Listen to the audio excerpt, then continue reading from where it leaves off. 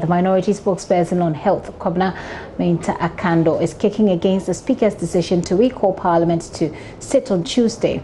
That's the 19th of May next week. The MP is warning that the move in the light of COVID-19 spread and attendant restrictions is out of place because there is no urgent business to be undertaken. The Speaker issued a notice last week recalling MPs to work from the 19th. Mr. Kando says the move is a danger to all Ghanaians because MPs could spread the virus across the country more quickly than any professionals. Before we come back, proper and pragmatic steps must be put in place before we come back, else we have no business coming back. And I say so because if you go to other developed countries, their parliament, they come as and when there's a special duty to be performed. They come in groups. 50 people will appear on the floor of the House at a time to deal with a particular matter, and they will go. So for me, if you are asking people not to congregate beyond 25, and we have about 275 people in the same chamber, you make nonsense of social distancing. And so I believe that government and Parliament as an institution must put in place pragmatic measures. Whether we'll be called to come and do specific duties, special ones, then we'll go.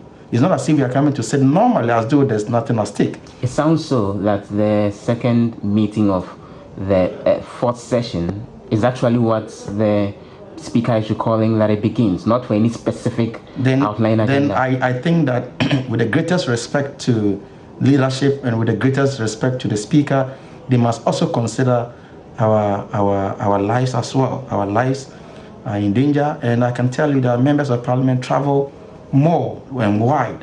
As I speak to you now, there should have even been mass testing in Parliament. Nobody knows who is carrying the virus.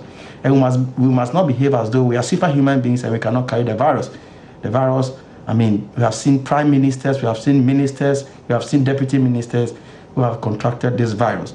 So the social distancing is not being implemented in Parliament, and I believe that we must be called to do specific duties and be made to go home. And that will serve as an example to the people. So the pastors who are listening to the directive from the president will understand. Because there are churches who are no more than 200 or 275. They have been asked not to sit. You understand? And so they have been asked not to worship. And so I believe that before we come back, there must be proper measures, more than what we see or what we saw before we went on recess. Otherwise, I believe that I think that we do not have to come back and sit. And because you see, after Parliament, what next? We frequent our constituencies. Don't think about us as individuals. We meet more people in our constituencies more than any individual. Immediately, the member of Parliament goes into his constituency or her constituency. A lot of people go around the person. He moves to the communities. So even if one person contracts the disease, you can imagine how many people can be infected. And so we should not take it lightly at all. And so there must be pragmatic measures in place before we are called to Parliament. We can be doing virtual meetings. I can be in my office monitoring proceedings on the floor of the House. As and when I think that I must move there, fine, then we'll do so. So we want to see more of these measures rather than calling all of us to, come and overcrowd on this small space. Kobna Mainta Akando, the ranking member on Parliament's Health Committee, wants government to change its strategy and ensure mass testing of citizens as the way to combat the disease. He claims the rise in the figures show the situation is getting out of hand and government must sit up. The issues are getting out of hand. We must do more testing. More testing. You see, when you are taking your statistics as whether or not we have peaked, you don't change your denominators. Your denominators must remain constant. And even the epicenters, you don't go and take samples from Jabuso and take a different sample from, let's say, Obuasi, and then you say, because the Jabuso one is dropping, it means that our cases are dropping. It doesn't make sense with all respect.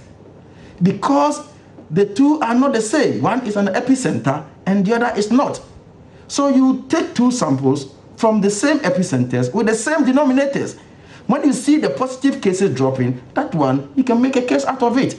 But if you take different cases and then different denominators and you come out to say that we are picking whilst the cases are skyrocketing, it is rather unfortunate. It it doesn't engender trust. Now, how to believe government in the management of this issue has become a problem. How to believe what government says has now become a problem. Because they say one thing in the morning, and in the afternoon they are coming out to say a different thing. They say one thing, yesterday, and today we are seeing a completely different thing, which is opposite what they said yesterday.